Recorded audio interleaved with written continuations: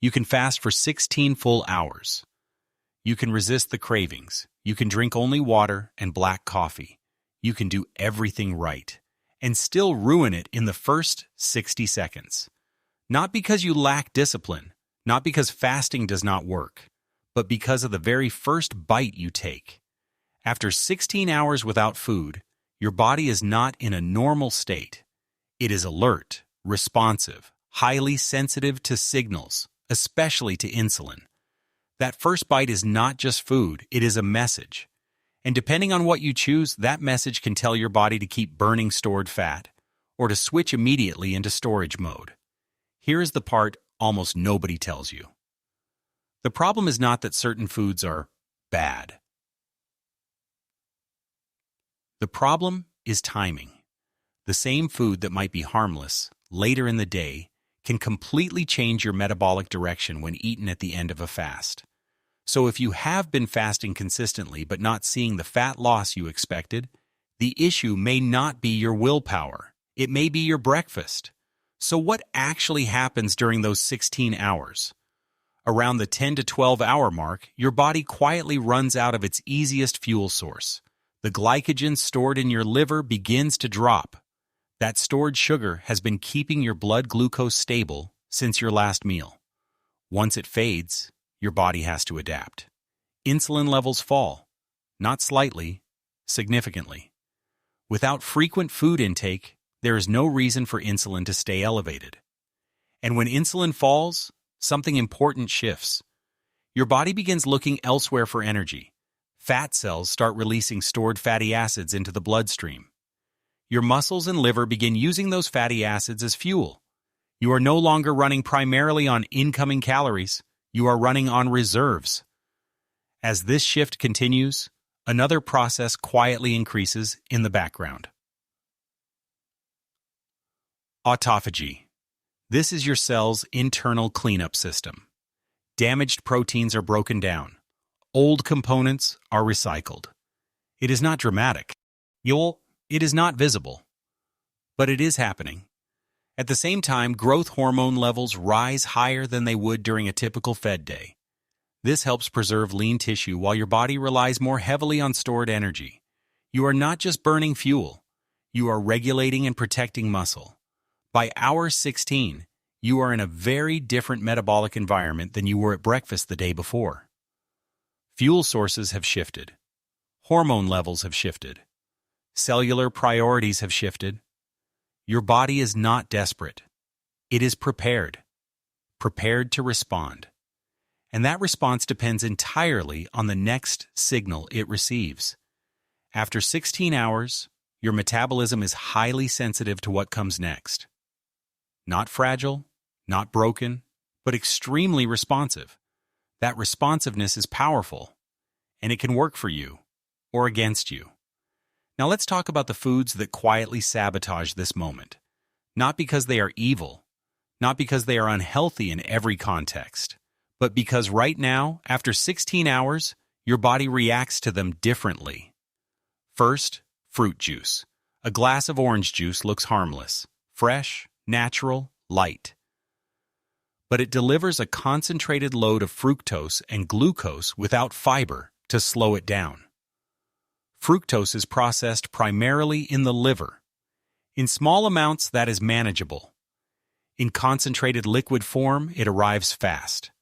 And after a fast, that rapid influx creates a sharp, hormonal response. Second, fruit smoothies. They feel clean. They feel disciplined.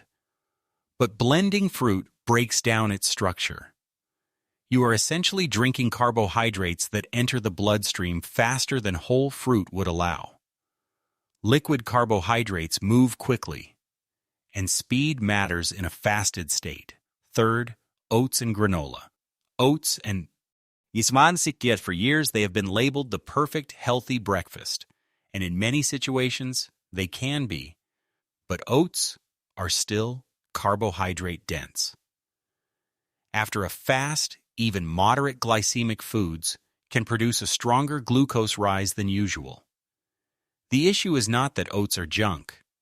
It is that your system is primed to respond intensely. Fourth, bananas with honey. Both are natural. Both contain nutrients. But together they deliver rapidly digestible sugars with minimal resistance. After fasting, that combination moves through you fast and triggers a noticeable spike. Fifth, protein bars with maltodextrin. This one surprises people. The word protein makes it feel safe, but many bars contain maltodextrin, a processed carbohydrate with a glycemic impact higher than table sugar. The protein does not cancel out the sugar. Your body still reads the glucose. Sixth, flavored yogurt with added fruit. Plain yogurt contains protein and digests more slowly. But once sweetened fruit blends or syrups are added, the sugar content climbs quickly. What started as a balanced option becomes a carbohydrate-forward meal. Seventh, electrolyte or sports drinks with sugar. People assume they are simply replenishing minerals. And electrolytes are important.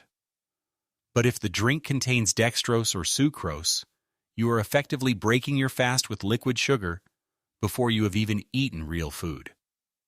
Here is the pattern. Liquid carbohydrates, concentrated sugars, refined starches, healthy foods that digest quickly. None of these are automatically bad. None of them are forbidden forever. But timing changes everything. After 16 hours, your metabolism is highly responsive. When fast-digesting carbohydrates enter your system at that moment, the hormonal reaction is amplified compared to later in the day. The same bowl of oats at lunch does not create the same environment as oats at the end of a fast. The same banana after dinner does not land the same way as a banana at minute 1 of breaking a fast. Now, the food did not change, the context did. And in a fasted state, context is powerful. Now let's go deeper. Forget the specific foods for a moment. What really happens the second carbohydrates enter your bloodstream? After 16 hours without eating, your muscle cells and fat cells are highly receptive to glucose. They have been running on fatty acids. They are ready for a new signal. When carbohydrates are digested, glucose rises in the blood. Your pancreas responds immediately. It releases insulin. But here is what changes after a fast.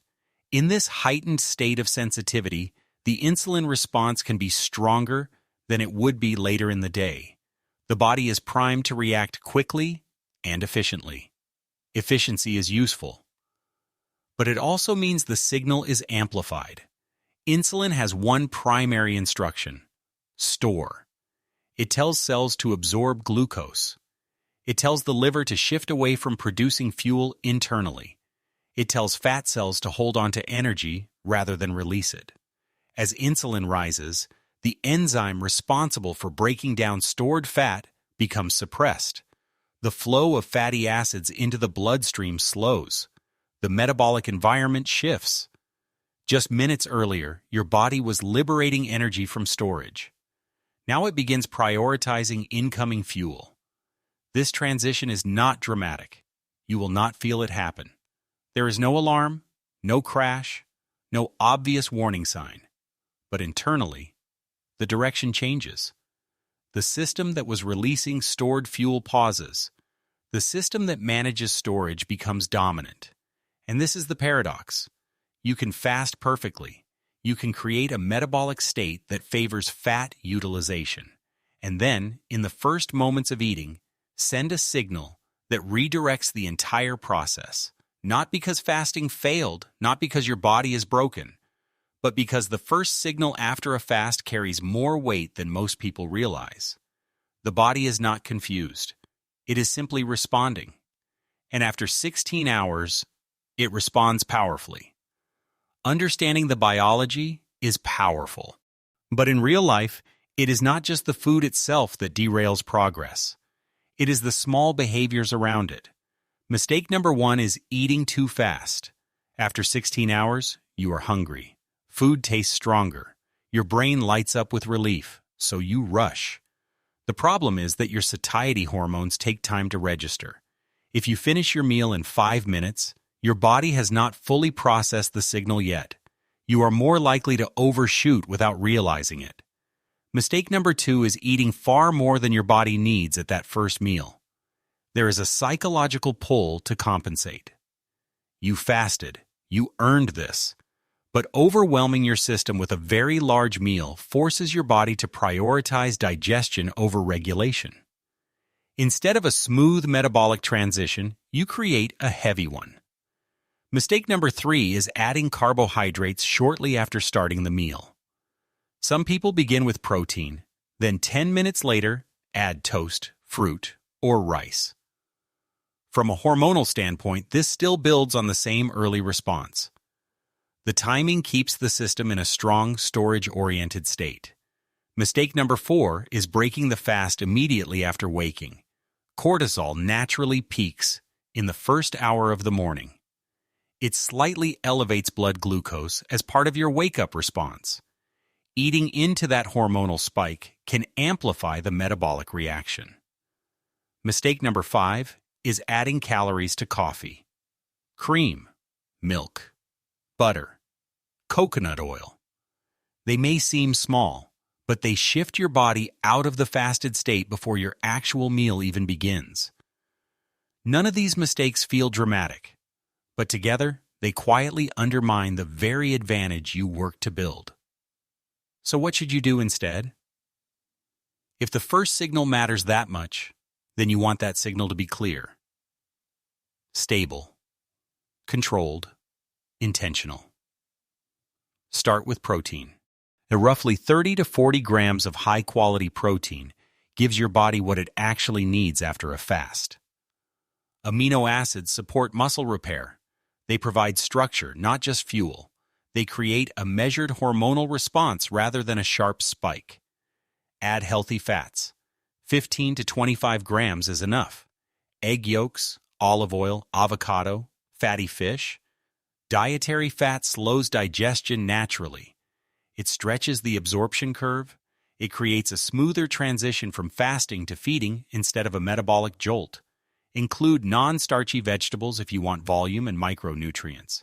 Spinach, zucchini, cucumbers, broccoli. They add fiber and satisfaction without flooding your system. Notice what is missing. No rapid carbohydrates, no liquid sugars, no refined starches in the first meal. You are not banning them forever. You are simply choosing the right timing. Eat slowly. Give your body at least 15 minutes. Let the signals rise gradually. Let fullness register before you decide you need more. And if possible, wait an hour after waking before breaking your fast. Allow your morning hormone rhythm to settle. Step into your first meal from a calmer internal state. This is not about perfection. It is about alignment. Fasting is not the victory. The victory is what you do next. Because after 16 hours, your body is listening closely, and the first bite tells it which direction to move. Forward into continued fat utilization, or back into storage. Choose the signal carefully.